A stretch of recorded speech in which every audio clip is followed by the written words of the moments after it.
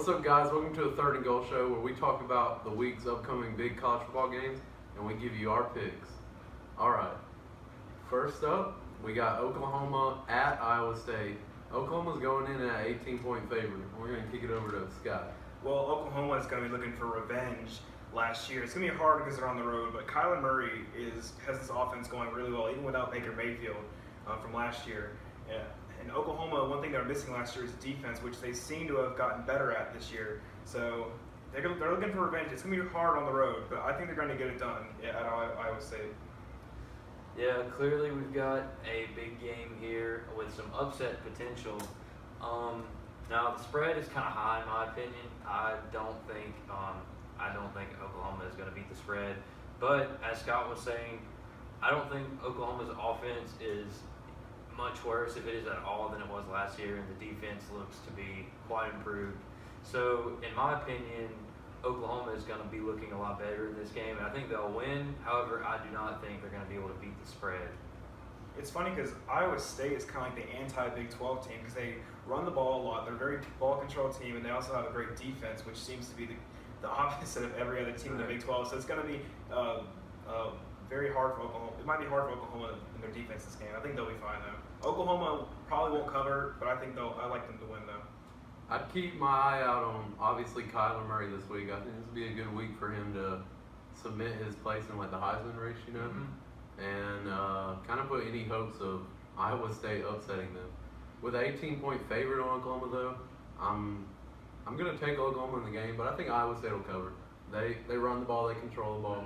I think they'll cover. Yeah, Iowa State keeps from getting too far behind with their running the ball control type of play. So I don't see them falling behind by 18 points very easily and losing by that many. However, Iowa State is known as a big upset team. Iowa State is the team that has pulled off a big upset almost every year. So this could very well be it again. Notably going to Oklahoma last year. We'll find out exactly. Up next, we got TCU versus Ohio State at a neutral field. Not really neutral because it's in Texas. But Ohio State's going in at 13.5-point favorite over TCU. Kick it over to Nick. What do you think about this game? All right, this has all the potential to be a very great game. TCU is basically going to be playing at home. It's in Dallas. I think it's in Cowboy Stadium. So it's a big neutral site game for these two teams. TCU has been a great program in the past few years. They've been kind of lacking here lately, but they look to be stronger this year. We'll really get to put that to the test this week against a good Ohio State team. And is Urban Meyer going to be back this week? So Urban Meyer will still be gone. That clearly hasn't impacted them very much in the past couple of games, but could be something to keep in mind in this game as we're looking at it. Ohio State, they've been looking solid this year, despite the fact that Urban Meyer has not been coaching the first few games with their scandal going on. But I expect TCU to play well, but I don't expect them to cover the spread. I've got Ohio State winning by at least 17. Yeah, TCU is obviously going to have an upper hand automatically because they have Gary Patterson, one of the best coaching minds in the entire nation. In Ohio State, I think Ryan Day is their acting coach right now. They won't have Urban Meyer. But honestly, with J.K. Dobbins and Dwayne Haskins, Ohio State's going to be fine. 13, did you say the spread's 13? 13.5. That might be a little much, but I do think Ohio State's, when it comes to the end of the game, they won't be struggling. They'll be up by 10 points by the end of the game. It won't be too much of a struggle. The thing to watch out for this game is J.K. Dobbins, the running back. He reminds me a lot of Ezekiel Elliott. I think he wears the same number, 21. Yeah. And if he lives up to any potential Ezekiel did at Ohio State, I think they could be in a good run for a playoff run this year and probably go undefeated throughout the Big Ten. Especially with other Big Ten teams struggling so Yeah. far. Yeah, the Big Ten isn't looking quite as strong as everyone thought it was going to be this year. So Ohio State could have some potential to run the table here. We'll see what Also, happens. I mentioned their quarterback. I mean, I watched him last week play, and he throws one of the best balls I've seen in a while. Probably better than recent Were memory. they playing Rutgers? Yeah. That's why. Yeah. But anyways, you can still see arm talent when you see it. Yeah, So for sure. Ohio State as a 13.5-point favorite. I'm taking Ohio State, and I think they're gonna win by at least 20. I think Ohio State's going to cover. Yeah. Okay. There's our picks. All right, next game up is LSU at Auburn, and Auburn's coming in at 10.5-point favorite. So Yeah, in this series, LSU and Auburn produces a great game just about every year, and the home team is usually the beneficiary. With Auburn has won 3, lost 4 at home against LSU, but Auburn has not beaten LSU on the road since 1999. So for this game, Auburn's defense is going to really come out strong. That's what they need to do. They have one of the best front sevens in the entire country. LSU has a quarterback. I don't recall the guy's name, but people are hyping him. Yeah, people have been hyping him as one of the better quarterbacks LSU has had in a while. But Auburn's defense at home needs to make him uncomfortable and stifle LSU's offense, which is always not very good, to be honest.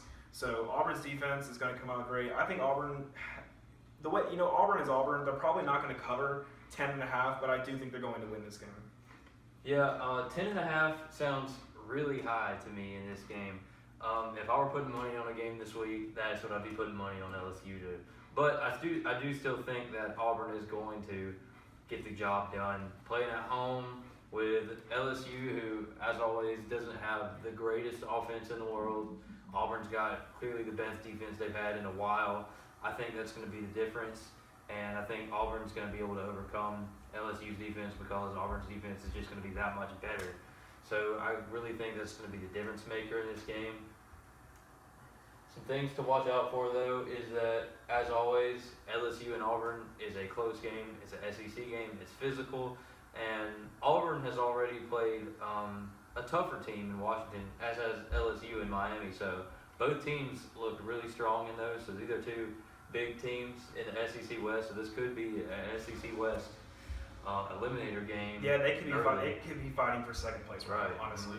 Definitely. It's going to be a question on which LSU team is going to show up. Miami, they played phenomenally, for the first half at least. And then last week against Southeast Louisiana, I know they're not going to try their hardest that game, but they only put up 78 yards in the second half against Southeast Louisiana, which obviously they're going to play better than that next week probably, but it's just this is a big game for Ed Orgeron. If he wins this game, it's going to look better for him for his job security. Definitely. But if he loses this, the whispers are going to start chirping again about him being on the hot seat. I'd like to see Auburn. They have a big spotted running back that I'd like to see them have a main guy. They're using a bunch of guys right now. Yeah. But I think important coming in this game is to find the workhorse leader in the backfield. Mm-hmm. So, but I'm at 10.5-point favorite. I'm taking Auburn to win it, but I think LSU will cover it. Okay. And now into our group of 5. Well, not really. It's Nebraska versus Troy. Well, Nebraska plays a group of 5 team. Yeah, they're playing a group of 5 team in Troy. And it's actually kind of funny because Nebraska is only a 10-point favorite over Troy. Yeah. So, Nick? That's interesting that the spread is that low. However, I'm not very surprised because Nebraska has not looked great. Last week they lost to who did they lose to last week? Colorado. That's right, Colorado. Now Colorado is not a bad team. Colorado is a decent football team. They're one of the better teams in Pac-12 right now, in my opinion.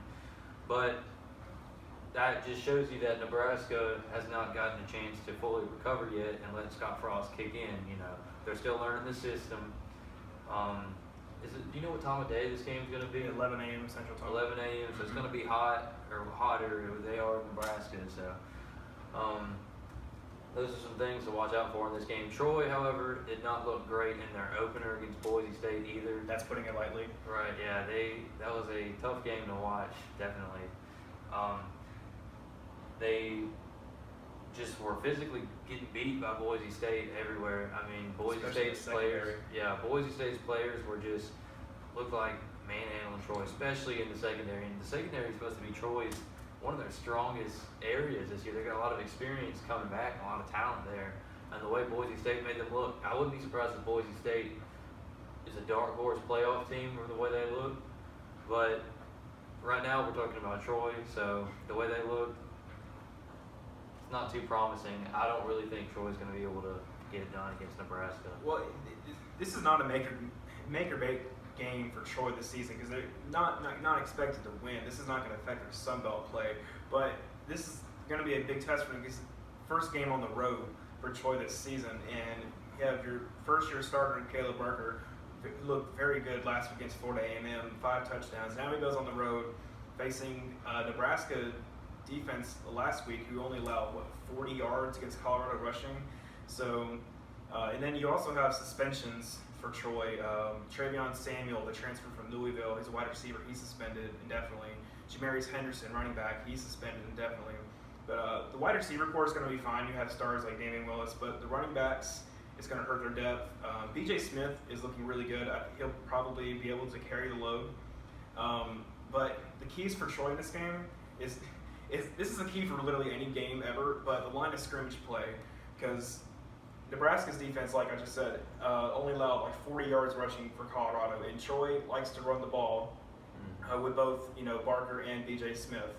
And another thing to watch out for is Nebraska's quarterback, the true freshman Adrian Martinez, who got shaken up last week, and now he's only scholarship quarterback. So if he's not up to par to play, that's going to be a big opportunity for Troy.